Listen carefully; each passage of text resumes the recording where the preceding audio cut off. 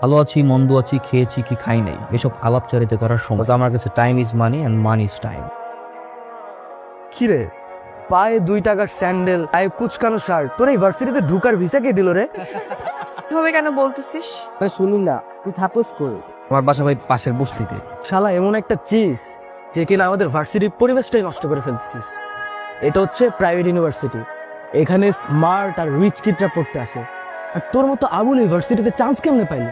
জুতা কেনার সামর্থ্য নাই, আর তুই ভার্সিটির সেমিস্টার ফি কিভাবে দিস? হ্যাঁ, ওনা তোদের মতো ড্যামেজ স্টুডেন্ট নাকি সেমিস্টার ফি দিয়ে পড়তে হবে? তোরা কি রেজাল্ট জানিস?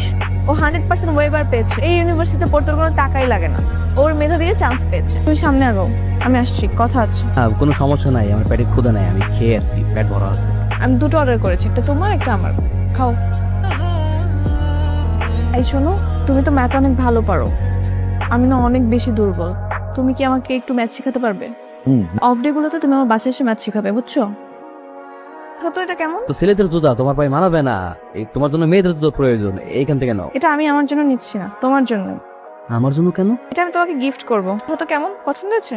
আরে আজকে তোমার জন্মদিন না, আমার জন্মদিন তো 2 মাস আগে চলে গেছে, সামনের বছর আবার আসবে।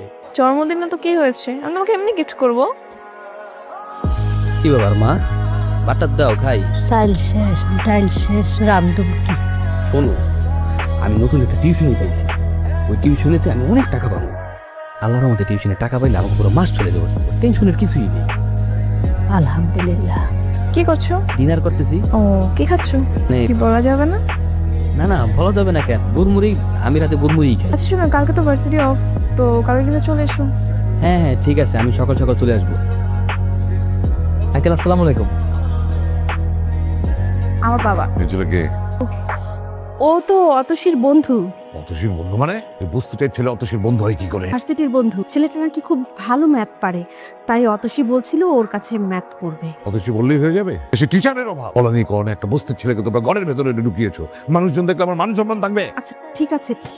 মানে প্রতিদিন দুপুর বেলায় 4 বিস্কুট খান, এটা দিয়ে কি আপনি পেট ভরে? মানে সারাদিন থাকতে পারেন তো? থাকতে পারবো না, বিলেকা কোনো সমস্যা নেই, এটা অভ্যাস হয়ে গেছে।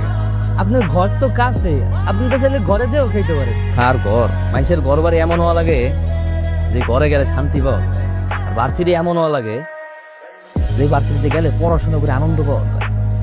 আমার কপালে কোনো কিছুই নাই, কোনো কিছুতেই শান্তি নাই, ভাবি না সব কিছুই উপরওয়ালার হাতে ছেড়ে দিছি, এই দিছি। নোমা এলাম, আপনি এই কেকটা খান। না না দরকার নাই, আমার বিস্কুট হয়ে আমার কাছে টাকা পয়সা নেই। আর টাকা লাগবে না, আপনি মনে করেন এই কেকটা আমি আপনারে খাওয়াইছি।